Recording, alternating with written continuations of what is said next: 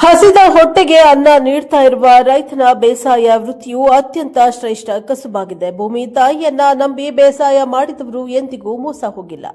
Doctor ನಿಶ್ಚಲಾನಂದ Swamiji ಅಭಿಮತ. ಹಸಿದ ಹೊಟ್ಟೆಗೆ ತನ್ನ ಶ್ರಮದ ದುಡಿಮೆಯ ಮೂಲಕ ಅನ್ನವನ್ನ ಬೆಳೆದು ನೀಡುತ್ತಾ ಇರುವ ರೈತನ ವೃತ್ತಿಯು ಅತ್ಯಂತ ಶ್ರೇಷ್ಠ ವೃತ್ತಿಯಾಗಿದೆ ಎಂದು ವಿಶ್ವ ಒಕ್ಕಲಿಗರ ಮಹಾಸಂಸ್ಥಾನ ಮಠದ ಪೀಠಾಧಿಪತಿಗಳಾದ ಡಾಕ್ಟರ್ ನಿಶ್ಚಲಾನಂದ ಸ್ವಾಮೀಜಿ ಹೇಳಿದ್ದಾರೆ.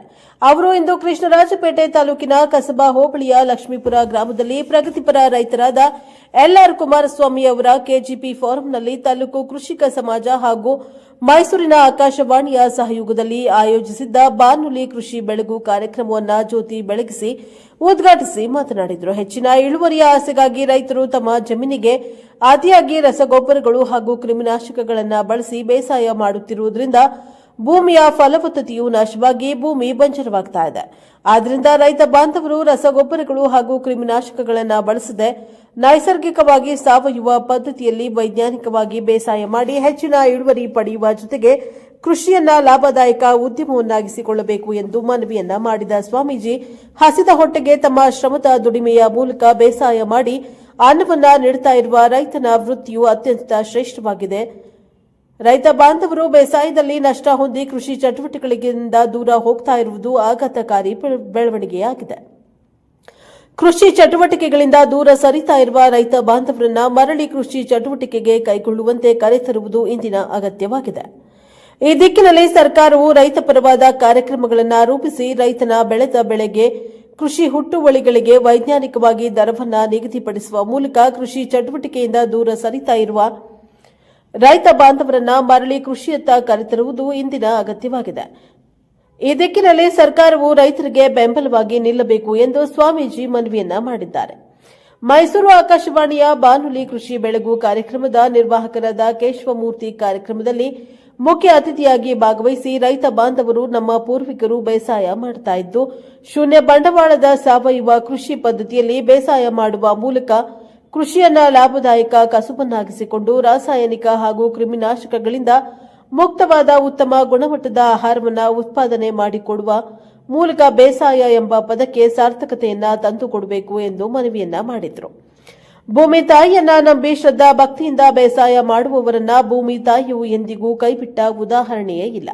ನಾವು ಮಾಡುವ ಕೆಲಸದಲ್ಲಿ ನಂಬಿಕೆ ಮತ್ತು ಶ್ರದ್ಧೆ ಇದ್ದರೆ ಮಾತ್ರ ನಾವು ಮಾಡುವ ಕೆಲಸ ಕಾರ್ಯಗಳಲ್ಲಿ ಯಶಸ್ಸನ್ನ ಕಾಣಲು ಸಾಧ್ಯವಿದೆ. ಈ ದಿಕ್ಕಿನಲ್ಲಿ ರೈತ ಬಾಂಧವರು ಕೃಷಿ ತಜ್ಞರ ಸಲಹೆ ಸೂಚನೆಗಳನ್ನು ಪಡೆದುಕೊಂಡು ವೈಜ್ಞಾನಿಕ ಪದ್ಧತಿಯಲ್ಲಿ ಬೇಸಾಯ ಮಾಡಿ ಹೆಚ್ಚಿನ ಇಳುವರಿಯನ್ನ ಪಡೆದುಕೊಳ್ಳುವ ಜೊತೆಗೆ ಕೃಷಿ ಚಟುವಟಿಕೆಗಳಿಂದ ನಷ್ಟ ಹೊಂದಿ ಕೃಷಿ ಚಟುವಟಿಕೆಗಳಿಂದ ವಿಮುಖರಾಗುವ ಆಲೋಚನೆ ಮಾಡಬಾರದು.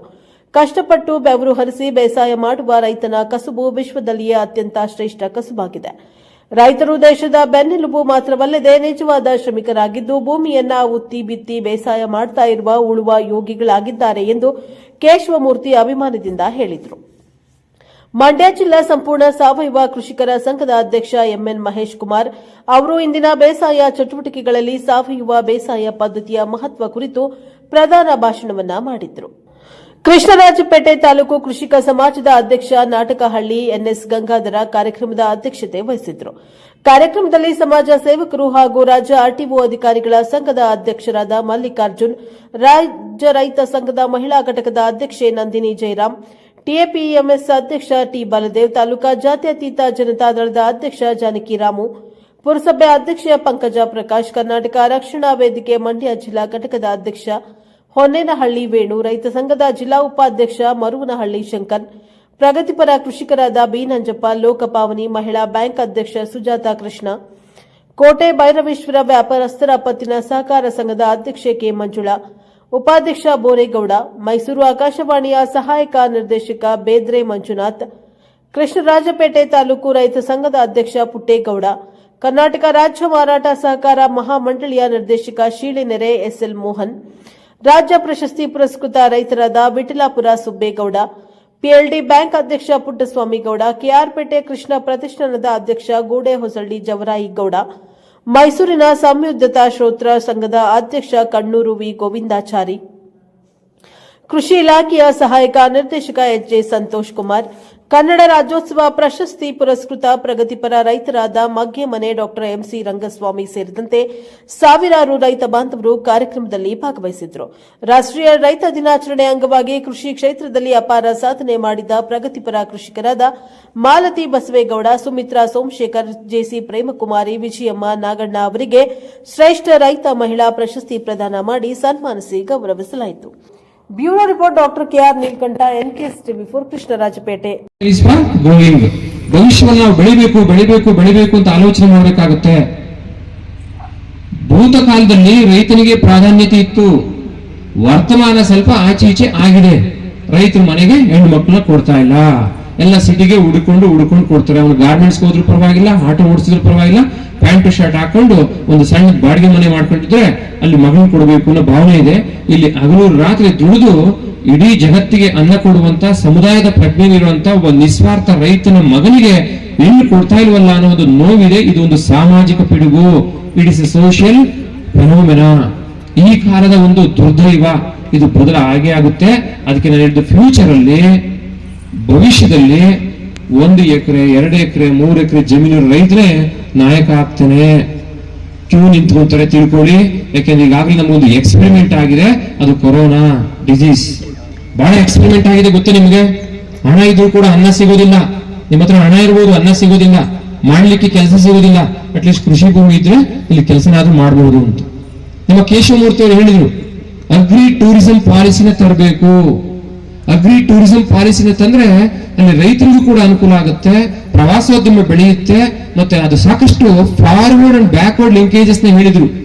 ಒಬ್ಬ ರೈತ ಪ್ರವಾಸೋದ್ಯಮಕ್ಕೆ ತನ್ನ ಕೃಷಿನ ಬಳಕೆ ಮಾಡ್ಕೊಂಡ್ರೆ ಬರುವಂತ ಜನರಿಗೂ ಕೂಡ ಅಲ್ಲಿ ಒಂದು ಉತ್ಪಾದನೆ ಸಿಗುತ್ತೆ, ಈತನಿಗೆ ಆದಾಯ ಸಿಗುತ್ತೆ, ಉತ್ಪನ್ನಗಳ ಪ್ರಮಾಣ ಜಾಸ್ತಿ ಆಗುತ್ತೆ. ಇದು ಮಾನಿಟರಿ ಸರ್ಕ್ಯುಲೇಷನ್ಗೂ ಕೂಡ, ಟ್ರಾನ್ಸಾಕ್ಷನ್ಗೂ ಕೂಡ ಅನುಕೂಲ ಆಗುತ್ತೆ ಅಂತ ಒಂದು ಬ್ಯಾಕ್ವರ್ಡ್ ಮತ್ತು ಫಾರ್ವರ್ಡ್ ಲಿಂಕೇಜ್ ಹೇಳ್ಕೊಟ್ರು. ಎಲ್ಲ ರೈತರು ನಾವು ಸೇರಿದೀವಿ. ಮಂಡ್ಯ, ಹಾಸನ, ಮೈಸೂರು, ಚಾಮರಾಜನಗರ, ತುಮಕೂರು, ಈ ಭಾಗ ಕೃಷಿಕರಿಂದ ತುಂಬಿರುವಂತ ಒಂದು ಭಾಗ. ಈ ಭಾಗದಲ್ಲಿ ಹೈಯೆಸ್ಟ್ ಪೊಟೆನ್ಶಿಯಾಲಿಟಿ ಇದೆ. 5-6 ನದಿಗಳು ಹರಿತವೆ, ಡ್ಯಾಮ್ಗಳಿದಾವೆ ಅಲ್ವಾ, ಡ್ಯಾಮ್ಗಳಿದಾವೆ. ಇಂಥ ಸೌಭಾಗ್ಯ ಯಾರಿಗೆ ಸಿಗುತ್ತೆ? ಮೈಸೂರು ಮಹಾರಾಜನ ನಾವು ನೆನಪು ಮಾಡ್ಕೋಬೇಕು, ದೊಡ್ಡ ದೊಡ್ಡ ತಂತ್ರಜ್ಞಾನಿಗಳನ್ನ ನೆನಪು ಮಾಡ್ಕೋಬೇಕು, ರೈತ ನಾಯಕರನ್ನ ನೆನಪು ಮಾಡ್ಕೋಬೇಕು. ಅವರೆಲ್ಲರೂ ಹೋರಾಟ ಮಾಡಿದ್ರು. ನಾವು ಇದ್ದೀವಿ, ನಮ್ಮ ಮಠವೂ ಕೂಡ ಇದೆ. ನಾನು ಮೊನ್ನೆ ಮಳವಳ್ಳಿ ಸಾವಯವ ಕೃಷಿ 1 ವರ್ಷದ ಹಿಂದೆ ಪುರುಷೋತ್ತಮ ಸ್ವಾಮೀಜಿಗಳು ನಾವಿಬ್ರು ಹೋದಾಗ ಹೇಳಿದ್ರು, ನೀವು ರೈತರು ಮಂಡ್ಯದವ್ರು ಇರ್ಬೋದು, ರಾಮನಗರ ಇರ್ಬೋದು, ಅಥವಾ ಗ್ರಾಮಾಂತರ ಜಿಲ್ಲೆಯವರು ನಮ್ಮ ಮಠದಲ್ಲಿ ಬನ್ನಿ. 1 ಎಕರೆ ಜಾಗ ಇದೆ ದೇವಸ್ಥಾನ ಮುಂದೆ. ರಾಜ್ಯದಲ್ಲೇ ಪ್ರಸಿದ್ಧವಾದಂತ ಒಂದು ಪಂಚಮುಖಿ ಮಹಾಗಣಪತಿ ದೇವಸ್ಥಾನ ಪರಮ ಪೂಜ್ಯ ಗುರುಗಳು ಮಾಡಿಟ್ಟು ಹೋಗಿದ್ದಾರೆ. ಅಲ್ಲಿ ಜಾಗ ಕೊಡ್ತೀನಿ, ದೇವಸ್ಥಾನಕ್ಕೆ ಬಂದಂಗಾಗುತ್ತೆ.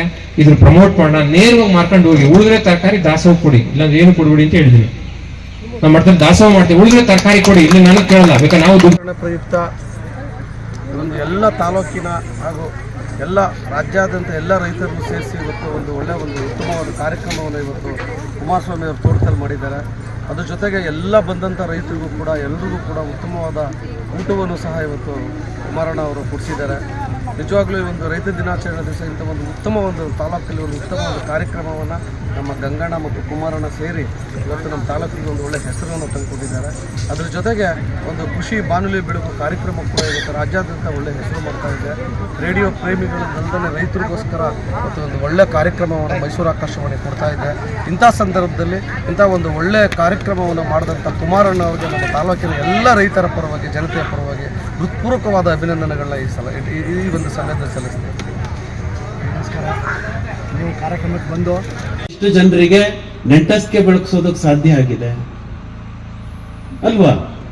ಇದು ಒಂದು ಏನಂತೀರಿ, ಜ್ಞಾನವಂತರ ಕೂಟ ಅನ್ಕೊಳ್ಳಿ. ಈ ಬಾನುಲಿ ಕೃಷಿ ಬೆಳಗು ಕಾರ್ಯಕ್ರಮಕ್ಕೆ ಇಷ್ಟೊಂದು ಜನ ಪ್ರೀತಿಯಿಂದ ಬರೋದಕ್ಕೆ ಕಾರಣವೇ ಅದು. ಯಾಕೆಂದ್ರೆ ಪರಸ್ಪರ ಒಬ್ಬರ ಮೇಲೆ ಒಬ್ಬರಿಗೆ ಇರುವಂತಹ ಅನುಬಂಧ ಮತ್ತೆ ಪ್ರೀತಿ. ನಾವು ಒಂದೇ ವರ್ಷ ಕಾರ್ಯಕ್ರಮ ಮಾಡಿ ನಿಲ್ಲಿಸ್ಬಿಡೋಣ ಅಂತಿದ್ದಾಗ ರೈತರೇ ಎದ್ದು ನಿಂತು, ಸ್ವಾಮಿ ನೀವು ಮಾಡೋದ್ ಬೇಡ, ನಿಮ್ಗೇನ್ ದುಡ್ಡು ಖರ್ಚಾಗತ್ತಾ, ನೀವು ದುಡ್ಡು ಖರ್ಚು ಮಾಡ್ಬೇಡಿ, ನಿಮ್ ಕೆಲಸ ಏನೋ ಒಬ್ಬ ಅತಿಥಿನ ಕರ್ಕೊಂಬನ್ನಿ, ಉಳಿದಿದ್ ಖರ್ಚು ನಾವು ಮಾಡ್ತೀವಿ ಅಂತ. ಇವತ್ತು ಈ ಕಾರ್ಯಕ್ರಮನ ಇಷ್ಟು ಅದ್ದೂರಿಯಾಗಿ ಕುಮಾರಸ್ವಾಮಿ ಅವರು ಗಂಗಾಧರಣ್ಣ ಸೇರ್ಕೊಂಡು ಮಾಡಿದ್ದಾರೆ ಅಂದ್ರೆ ನೀವು ಕೇಳ್ಬೋದು, ಆಕಾಶವಾಣಿಯವ್ರು ಎಷ್ಟು ಕೊಟ್ಟಿದ್ದೀರಾ ದುಡ್ಡು ಅಂತ. ನಾವು 1 ಪೈಸಾ ಕೊಟ್ಟಿಲ್ಲ. ಹಾಗಾಗಿನೇ ನಾನು ಮಾತಾಡಲ್ಲ ಅಂದೆ. ಆದ್ರೆ ಪ್ರೀತಿಯಿಂದ ನನ್ನನ್ನು ನಿಲ್ಸಿದ್ರಿ ಮಾತಾಡಿ ಅಂತ ಹೇಳಿ. ಅಂದ್ರೆ ಆಕಾಶವಾಣಿ ಅನ್ನೋದು ಬರೀ ಮಾಧ್ಯಮ ಅಷ್ಟೇ. ನಾವು ಸೇರಿಸೋ ಕೆಲಸ ಮಾಡ್ತಾ ಇದ್ದೀವಿ, ಜೋಡಿಸೋ ಕೆಲಸನ. ಇವತ್ತು ಪ್ರಪಂಚದಲ್ಲಿ ಯಾರು ಜೋಡಿಸಲ್ಲ, ಎಲ್ಲ ಕತ್ರಿ ಹಿಡ್ಕೊಂಡೇ ಓಡಾಡ್ತಾರೆ. ನಿಮಗೆ ಗೊತ್ತಿರ್ಬೋದು, ಕತ್ತರಿಸೋದ್ರಲ್ಲೇ ಆಸಕ್ತಿ ಜಾಸ್ತಿ ಜನಕ್ಕೆ, ಕೂಡ್ಸೋದ್ರಲ್ಲಿ ಇಲ್ಲ. ಹಾಗಾಗಿ ನಾವು ಹೊಲಿಯೋ ಕೆಲಸ ಮಾಡ್ತೀವಿ, ಸೇವಿಂಗ್ ಮಿಷಿನ್ ಇಟ್ಕೊಂಡಿದೀವಿ ಆಕಾಶವಾಣಿನಲ್ಲಿ. ಎಲ್ಲರನ್ನ ಪರಸ್ಪರ ಪ್ರೀತಿ, ನಂಬಿಕೆ, ವಿಶ್ವಾಸದಲ್ಲಿ ಜೋಡಿಸೋ ಪ್ರಯತ್ನವನ್ನ ಈ ಕಾರ್ಯಕ್ರಮದ ಮೂಲಕ ಮಾಡ್ತಾ ಇದ್ದೇವೆ ನಾವು. ಈ ರೈತರುಗಳು ಏನ್ ನೀವು ಬರ್ತಾ ಇದ್ದೀರಿ, ನಮ್ಮ ಆಶಯ ಇರೋದು ಪ್ರತಿನಿತ್ಯ ನೀವು ಆಕಾಶವಾಣಿ ಕಾರ್ಯಕ್ರಮಗಳನ್ನ ಕೇಳಬೇಕು. ಆಕಾಶವಾಣಿಯಲ್ಲಿ ಸಾಧನೆ ಮಾಡಿರುವಂತಹ ರೈತರನ್ನ ಪರಿಚಯ ಮಾಡ್ಕೋಬೇಕು. ಎಲ್ಲರೂ ಕೂಡ ಬಾನುಲಿ ಕೃಷಿ ಬೆಳಗು ಕಾರ್ಯಕ್ರಮದಲ್ಲಿ ಸೇರ್ಕೋಬೇಕು. ಪರಸ್ಪರ ಪ್ರೀತಿ ವಿಶ್ವಾಸದಿಂದ ಮಾತಾಡಬೇಕು, ಬಂಧುತ್ವ ಬೆಳೆಸ್ಕೋಬೇಕು. ಯಾವಾಗ್ಲೂ ನಾನು ಹೇಳೋದು, ರೈತರು ಯಾವುದೇ ಊರಿಗೆ ಹೋದ್ರು ಹೋಟ್ಲಲ್ಲಿ ಉಳ್ಕೋಬಾರ್ದು. ಯಾರ ಹತ್ರ ಉಳ್ಕೋಬೇಕು? ಅವರ ನೆಂಟರು, ರೈತರ ಜಮೀನಲ್ಲಿ. ನೆಂಟರು ಅಂದ್ರೆ ನಿಮ್ ಭಾವ ನೆಂಟರಲ್ಲ, ಹೊಸದಾಗಿ ನೀವು ಬಾನುಲಿ ಕೃಷಿ ಬೆಳಗು ಕಾರ್ಯಕ್ರಮದ ಮೂಲಕ ಪರಿಚಯ ಮಾಡ್ಕೊಂಡಿರ್ಬೇಕು.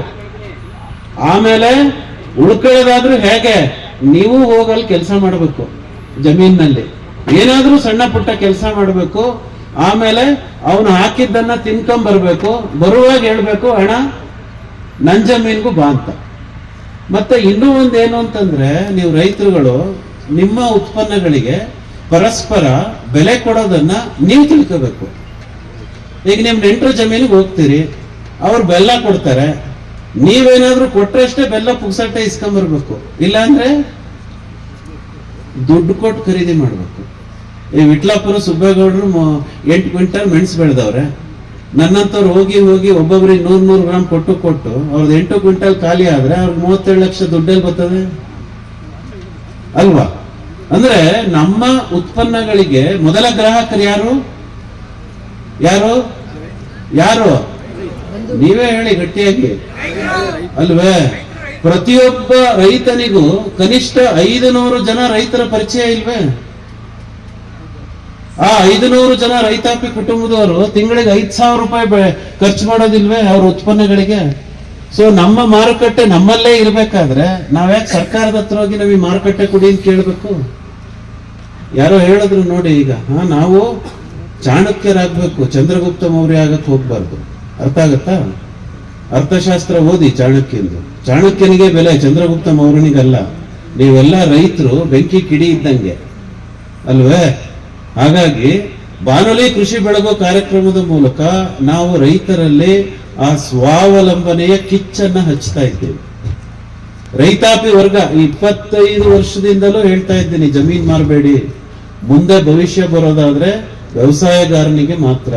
ಆ ಕ್ಯೂನಲ್ಲಿ ನಾನು ನಿಂತಿರ್ತೀನಿ, ಯಾಕೆಂದ್ರೆ ನನ್ನ ಹತ್ರ ಜಮೀನಿಲ್ಲ.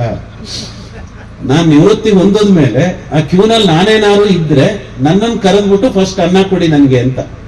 ಯಾಕೆಂದ್ರೆ ರೈತನದು ಯಾವತ್ತೂ ಕೊಡೋ ಕೈಯೇ, ಅದಕ್ಕಾಗಿ ಅನ್ನದಾತ ಅಂತಾರೆ.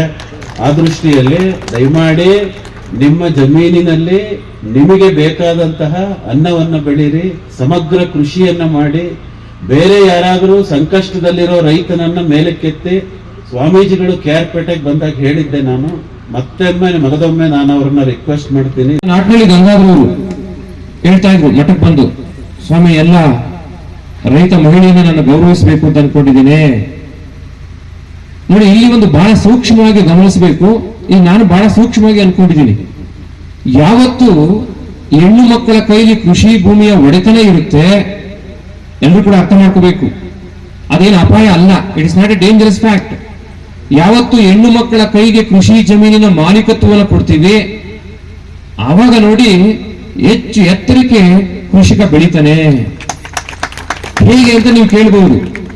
ಹೆಣ್ಣು ಮಕ್ಕಳಿಗೆ ಮಾಲೀಕತ್ವವನ್ನು ಕೊಟ್ರೆ, ಅವ್ರ ಹೆಸರಿಗೆ ಕೃಷಿ ಜಮೀನಿನ ಖಾತೆ ವಗೈರೆನ ಮಾಡಿಕೊಟ್ರೆ, ಅವರು ತೆಗೆದುಕೊಳ್ಳುವ ಸಾಲವನ್ನ 1 ರೂಪಾಯಿ ವ್ಯಯ ಮಾಡದ ಹಾಗೆ ಇನ್ವೆಸ್ಟ್ ಮಾಡ್ತಾರೆ, ಜೋಪಾನ ಮಾಡ್ತಾರೆ, ಹೆಚ್ಚು ದುಡಿಬೇಕು ಅನ್ನೋ ಹಂಬಲವನ್ನು ಇಟ್ಕೊಂತಾರೆ, ಹಗಲು ರಾತ್ರಿ ಕೆಲಸ ಮಾಡ್ತಾರೆ. ಕೃಷಿಗೆ ಪೂರಕವಾದಂತ ಹೈನುಗಾರಿಕೆ ಇರಬಹುದು, ಕೋಳಿ ಸಾಗಾಣಿಕೆ ಇರಬಹುದು, ಜೇನು ಸಾಕಾಣಿಕೆ ಇರಬಹುದು, ಸ್ವಲ್ಪ ಜಮೀನಲ್ಲಿ ರೇಷ್ಮೆ ಕೃಷಿ ಇರಬಹುದು, ಪಶುಸಂಗೋಪನೆ ಇರಬಹುದು. ಇವೆಲ್ಲವನ್ನು ಮಾಡೋದ್ರಿಂದ ಆ ಕುಟುಂಬದ ಆದಾಯ ಮತ್ತು ಜೀವನ ಮಟ್ಟ ಹೆಚ್ಚಾಗಲಿಕ್ಕೆ ಕಾರಣ ಆಗುತ್ತೆ. ಇದು ಸರ್ಕಾರದ ಆಶಯ ಕೂಡ ಇದೆ. ಹೆಣ್ಣು ಮಕ್ಕಳ ಕೈಗೆ ಆಸ್ತಿ ಸಿಗ್ಬೇಕು. ಸೈಟ್ ಅಲ್ಲ, ಮನೆಯಲ್ಲ.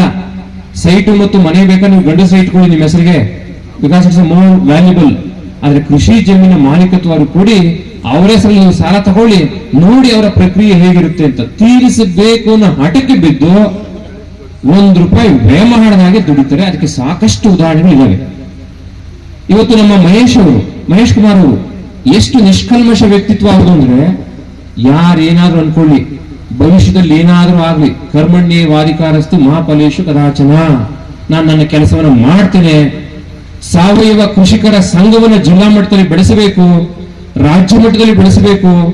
ನಮ್ಮ ರೈತರ ಬದುಕಿಗೆ ಈಗಲೇ ತಿಳುವಳಿಕೆಯನ್ನು ಕೊಡಬೇಕು. ಈಗ ನಾವು ತಿಳುವಳಿಕೆ ಕೊಡ್ಲಿಲ್ಲ ಅಂದ್ರೆ prevention is better than cure ಅಂತ ಹೇಳ್ತಾರೆ. ಯಾಕಂದ್ರೆ ಮುಂದೆ ಬಹಳ ಆತಂಕ ಇದೆ. ಅವ್ರು ಹೇಳಿದ್ರು, ಮಣ್ಣು ಮತ್ತು ನೀರು ಕೃಷಿಕನ 2 ಕಣ್ಣುಗಳಿದ್ದ ಹಾಗೆ. ಮಣ್ಣಿನ ಆರೋಗ್ಯ ಕೆಟ್ರೆ ರೈತನ ಆರೋಗ್ಯವೂ ಕೆಡುತ್ತೆ, ರೈತನ ಆರೋಗ್ಯ ಕೆಟ್ರೆ ಇಡೀ ಸಮುದಾಯದ ಆರೋಗ್ಯ ಕೆಡುತ್ತೆ. ಯಾವ ಸಮುದಾಯ? ಕೃಷಿಕನ ಮೇಲೆ ಅವಲಂಬಿಸಿರುವಂತಹ, ಆರಾಮಾಗಿ ಜೀವನ ಮಾಡ್ತಾ ಇರಲ್ಲ, ಆ ಸಮುದಾಯದ ಆರೋಗ್ಯ ಕೂಡ ಕೆಡುತ್ತೆ. ಅದಕ್ಕೆ ಸಾಕಷ್ಟು ಎಕ್ಸಾಂಪಲ್ಸ್ ಇವತ್ತಿದ್ದಾವೆ. ನೀವು ನೋಡಿರ್ಬೋದು, ಇಡೀ ರಾಜ್ಯದಲ್ಲಿ ಕ್ಯಾನ್ಸರ್ ಪ್ರಕರಣಗಳ ಸಂಖ್ಯೆ ಜಾಸ್ತಿ ಆಗ್ತಾ ಇದೆ. ಒಂದಾದ್ರೆ ಅದ್ರಿಗೆ ಇಟ್ ಇಸ್ ಡೈರೆಕ್ಟ್ ಮಾಡಲಿ. ಅದು ದೇವಸ್ಥಾನ ಇರ್ಬೋದು, ಕೃಷಿಕರು ಇರ್ಬೋದು, ಅಪ್ಪೋರೇನಿಗಳಿರ್ಬೋದು, ಸಾಕಷ್ಟು ಸಹಾಯ ಮಾಡ್ತಾರೆ. ಇಂಥ ಎಲ್ಲ ನಮ್ಮ ಶ್ರೀ ಅಂಬರೀಶ್ ಅವರು, ಮೋಹನ್ ಅವರು, ನಮ್ಮ ಅಕ್ಕಿಯಬಾಳ್ ರಘು ಅವರು, ನಮ್ಮ ಅಕ್ಕಿಯಬಾಳ್ ರಘು ಬಗ್ಗೆ ಒಂದು ಮಾತು ಹೇಳ್ಬೇಕು. ನಾನು ಇಲ್ಲಿ ಅಸಿಸ್ಟೆಂಟ್ ಕಮಿಷನರ್ ಇದ್ದಂತ ಸಂದರ್ಭದಲ್ಲಿ ಅಕ್ಕಿಯಬಾಳ್ಗೆ ಹೋಗಿ ಈ ಸರ್ಕಾರಿ ಶಾಲೆ ಅಭಿವೃದ್ಧಿ ಪಡಿಸಬೇಕು ರಘು ಅವರು, ಏನ್ ಮಾಡ್ತೀನಿ ಅಂದ್ರೆ ಹಂಗೆ ಜೇಬಿನ ತೆಗೆದು 1 ಲಕ್ಷ ಕೊಟ್ಟರು. ನಂಗೆ ಬಹಳ ಖುಷಿ ಆಯ್ತು. ಯಾವತ್ತು ನಾನು ಹೇಳ್ತಾ ಇರೋದು AC ಇದ್ದಾಗ 14-15ರಲ್ಲಿ 10 ವರ್ಷಗಳ ಹಿಂದೆ. ನಮ್ಮ ಮೋಹನ್ ಅವರು ಅಷ್ಟೇ ಉದಾಹರಣೆಗಳು. ಇಂಥವ್ರು ದಯವಿಟ್ಟು ಕೃಷ್ಣರಾಜಪೇಟೆ ಸಾವಯವ ಕೃಷಿಗೆ ಆಗು ಮಾಡಿದಂತ ಒಂದು ಸ್ಥಳ. ಇಲ್ಲಿ ಅತ್ಯಂತ ಫಲವತ್ತಾದ ಭೂಮಿ ಇದೆ, ಸಾಕಷ್ಟು ನೀರಾವರಿ ಸೌಲಭ್ಯಗಳಿದೆ, ಇಲ್ಲಿ ದುಡಿಯುವ ಸಮುದಾಯವೂ ಇದೆ. ಆದ್ರೆ ಇಲ್ಲಿ ಮಾತಾಡ್ತಾ ಕೆಲವರು ಹೇಳಿದ್ರು, ಮೈಸೂರಿಗೆ ಹೋಗೋದು ಬಿಡಿ, ವಿದ್ಯಾಭ್ಯಾಸಕ್ಕೆ ಮೈಸೂರಿಗೆ ಹೋಗಿ ಹೆಂಡತಿ ಮಕ್ಕಳು ಕರ್ಕೊಂಡೋಗಿ ಅಲ್ಲಿ ನೆಲೆ ನಿಲ್ಬೇಡಿ, ದಯವಿಟ್ಟು ಇಲ್ಲಿ ಕೆಲಸ ಮಾಡಿ. ಇದು ಹೈಯೆಸ್ಟ್ ಪೊಟೆನ್ಶಿಯಾಲಿಟಿ ಇರುವಂತ ಒಂದು ತಾಲೂಕ ಅಮಾಂಗ್ 7 ತಾಲೂಕ್ಸ್ ಅಲ್ವಾ. ಹೈಯೆಸ್ಟ್ ಪೊಟೆನ್ಶಿಯಾಲಿಟಿ ಇದೆ ನೋಡಿ. ಆ ಭಾಗದಲ್ಲಿ ಮಳವಳ್ಳಿ ಅಲ್ವಾ, ಪೂರ್ವದಲ್ಲಿ ಮಳವಳ್ಳಿ, ಪಶ್ಚಿಮದಲ್ಲಿ ಕೃಷ್ಣರಾಜಪೇಟೆ ಅತಿ ಹೆಚ್ಚು ಫಲವತ್ತತೆ ಇರುವಂತದ್ದು. ಈ ಪ್ರಯೋಗನ ನೀವು ಶ್ರೀರಂಗಪಟ್ಟಣದಲ್ಲಿ ಮಾಡ್ಲಿಕ್ಕೆ ಆಗಲ್ಲ, ಅತಿ ಹೆಚ್ಚಾಗಿ ನೀರಿದೆ. ಈ ಪ್ರಯೋಗವನ್ನು ಮಂಡ್ಯ ತಾಲೂಕಿನಲ್ಲಿ ಮಾಡ್ಲಿಕ್ಕೆ ಆಗಲ್ಲ. ಈ ಪ್ರಯೋಗವನ್ನು ಮದ್ದೂರಿನಲ್ಲಿ ಅರ್ಧ ಭಾಗದಲ್ಲಿ ಮಾಡ್ಲಿಕ್ಕೆ ಆಗಲ್ಲ. ಇಲ್ಲಿ ಮಾತ್ರ ಇಂತಹ ಸಹಜ ಕೃಷಿ, ಸಾವಯವ ಕೃಷಿ, ನಿಸರ್ಗ ಕೃಷಿ, ಈ ಜೈವ ಕೃಷಿಯನ್ನು ಮಾಡ್ಲಿಕ್ಕೆ ಸಾಧ್ಯ ಇದೆ. ಈ ಕೃಷಿ ತೋಟದಲ್ಲಿ ಇವತ್ತು ಜೇನು ಸಾಕಾಣಿಕೆ, ಮೊನ್ನೆ ಮಠಕ್ಕೊಬ್ರು ಜೇನು ತಂದಿದ್ರು, ಒಂದು ಮೇಣದ ಸಮೇತ ತಂದಿದ್ರು. ಎಲ್ಲಿ ಬೆಳೆದ್ವಿ ಅಂದ್ರೆ, ಸ್ವಾಮೀಜಿ ನಮ್ಗೆ 20 ಗುಂಟೆ ತೋಟ ಇದೆ, ಅಡಿಕೆ ಗಿಡ ಹಾಕಿದೀವಿ, ಸಪೋಟ ಹಾಕಿದೀವಿ, ತೆಂಗಿನ ಗಿಡ ಇದೆ, ಬಾಳೆ ಹಾಕಿದ್ವಿ, ಹೂವಿನ ಗಿಡಗಳು ಹಾಕಿದ್ವಿ, ಇಲ್ಲಿ 4 ಪೆಟ್ಟಿಗೆ ಇಟ್ಟಿದ್ವಿ, 4 ಪೆಟ್ಟಿಗೆ ಬಂತು, 3 ಪೆಟ್ಟಿಗೆ ಮಾರಿದ್ವಿ, 1 ಪೆಟ್ಟಿಗೆ ನಾವೊಂದಿಷ್ಟು ಇಟ್ಕೊಂಡು ನಿಮ್ಗೊಂದಷ್ಟು ತಂದು ನೋಡಿ ಅಂತ. ಇವೆಲ್ಲ ಪ್ರಯೋಗ ಮಾಡ್ಬೇಕಾಗುತ್ತೆ. ಅಯ್ಯೋ ಯಾರು ಮಾಡ್ತಾರೆ ಕಷ್ಟ ಅನ್ಕೊಂಡ್ರೆ ಇನ್ಯಾರು ಮತ್ತೆ ಕಷ್ಟಪಡೋದು? ಪ್ರೈಮ್ ಮಿನಿಸ್ಟರ್ ಕಷ್ಟಪಡಕ್ಕಾಗಲ್ಲ, ಸನ್ಯಾಸಿಗಳು ಕಷ್ಟಪಡಕ್ಕಾಗಲ್ಲ, ನಾವೆಲ್ಲ ಸುಖವಾಗಿರ್ಬೇಕು ಅಂತ ಬಯಸ್ತೀವಿ. ರೈತ ಕಷ್ಟಪಡ್ತಾ ಇದ್ದಾನೆ, ಆ ಕಷ್ಟದ ದಾರಿಯಲ್ಲಿ ಸ್ವಲ್ಪ ಸುಖವಾಗಿ ಬೆಳೆಯುವಂತ ಒಂದು ಪ್ರವೃತ್ತಿ ರೂಢಿಸ್ಕೋಬೇಕು ಅಂದ್ರೆ ಆದಷ್ಟು ದುಂದು ವೆಚ್ಚವನ್ನ ಕಡಿಮೆ ಮಾಡಿ. ಮಂಡ್ಯದಲ್ಲಿ ಅತಿ ಹೆಚ್ಚಿದೆ ಅಲ್ವಾ, ಏನು ಬೀಗರೂಟ ಸಾಕಿ ಸಗಣಿ ಆಗುತ್ತೆ ಅಲ್ವಾ. ಮಹೇಶ್ ಕುಮಾರ್ ಚೆನ್ನಾಗಿ ಹೇಳಿದ್ರು, ನಾವು ಕೈಯನ್ನ ಕೆಸರು ಮಾಡ್ಕೊಂಡ್ರೆ ಬಾಯಿ ಮೊಸರಾಗುತ್ತೆ, ಸುಮ್ಮನೆ ಬಾಯಿ ಮೊಸರಾಗ್ಲಿಕ್ಕೆ ಸಾಧ್ಯ ಇಲ್ಲ. ಹಾಗಾಗಿ ನಮ್ಮ ಭವಿಷ್ಯದ ಜನಾಂಗಕ್ಕೆ ದುಡಿಮೆಯ ಮಹತ್ವವನ್ನ, ಕೃಷಿಯ ಮಹತ್ವವನ್ನು ತಿಳಿಸೋಣ. ದುಡಿದರೆ ಮಾತ್ರ ನಾವು ದೇವರಾಗ್ಲಿಕ್ಕೆ ಸಾಧ್ಯ, ಕಾಯಕ ಮಾತ್ರ ಕೈಲಾಸವನ್ನು ನಿರ್ಮಾಣ ಮಾಡ್ಲಿಕ್ಕೆ ಸಾಧ್ಯ ಅಂತ ಹೇಳ್ತಾ, ಈ ವೇದಿಕೆ ಮೇಲೆ ಅನೇಕ ಗಣ್ಯರಿದ್ದಾರೆ. ನಮ್ಮ ನಾರಾಯಣಗೌಡರು, ಹಾಗೆ ನಮ್ಮ RTO ಮಲ್ಲಿಕಾರ್ಜುನ ನೋಡಿ, ಅವರೆಷ್ಟು ಒಳ್ಳೆ ವ್ಯಕ್ತಿ ಅಂದ್ರೆ ಯಾರೇ ಕೆಲಸ